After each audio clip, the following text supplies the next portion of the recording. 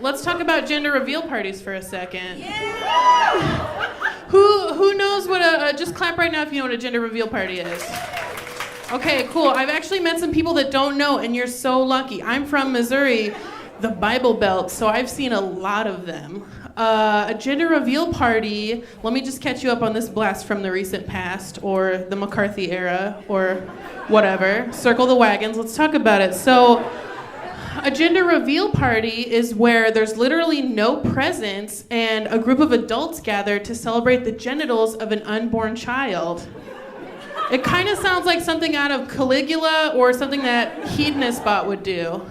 Like people will use cannons that spray out like dust, or like they'll open a box and like release balloons, or they'll have cakes at these parties and it'll either have blue for boy or pink for girl inside of it, because those are the only choices, I guess.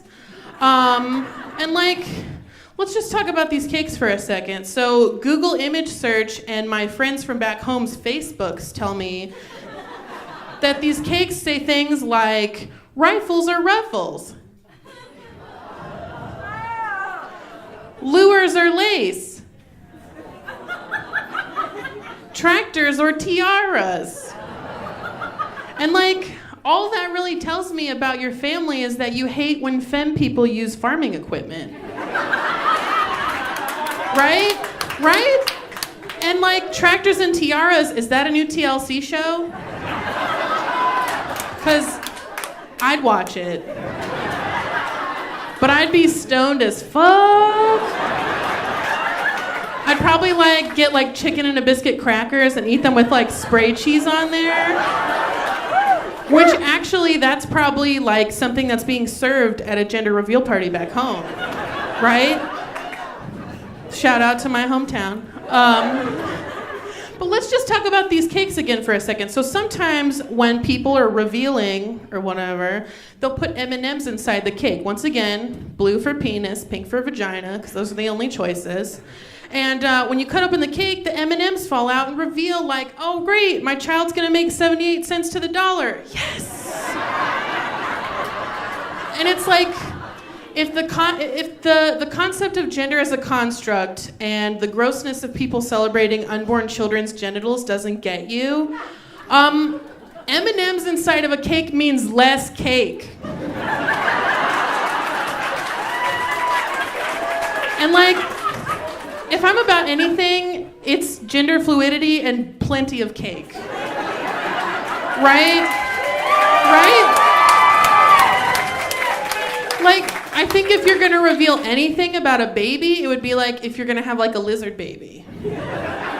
Like, you invite your whole family to the party and maybe like cut open the cake and like live lizards come out of it.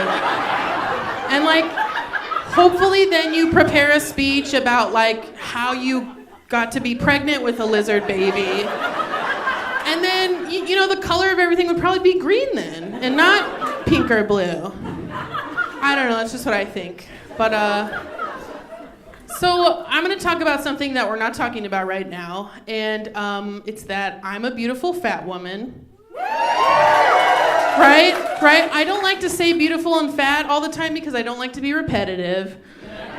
But, right? I'm a beautiful fat woman, and like, I'm really lucky because like, not only am I just like this fat fox, but my body is like a tool to help point out tacky people. Right? Like those people in life that think that women come in two sizes, pregnant and not pregnant. Right? Like one time I was in a store in downtown Portland and it was one of those like handmade dresses store. And the owner of the store was this very pregnant woman. And I was like, hey, you know, I really loved that poster you had on in the dressing room because like it has apple shapes on there and I'm apple shaped. And I went through the whole thing like, that's never on a poster. And she like looked down at her baby and like looked at me and she was like, yeah, totally, like I'm apple shaped. And then winked at me like there was a secret club. Yeah, there's no secret club of fat ladies. And if there was, you wouldn't be in it. You wouldn't be in it. Like, am I expecting, yeah, lunch to be delicious? Right? So then I bought the dress in complete silence and left. And now I'm telling this story about her, so that's what she gets.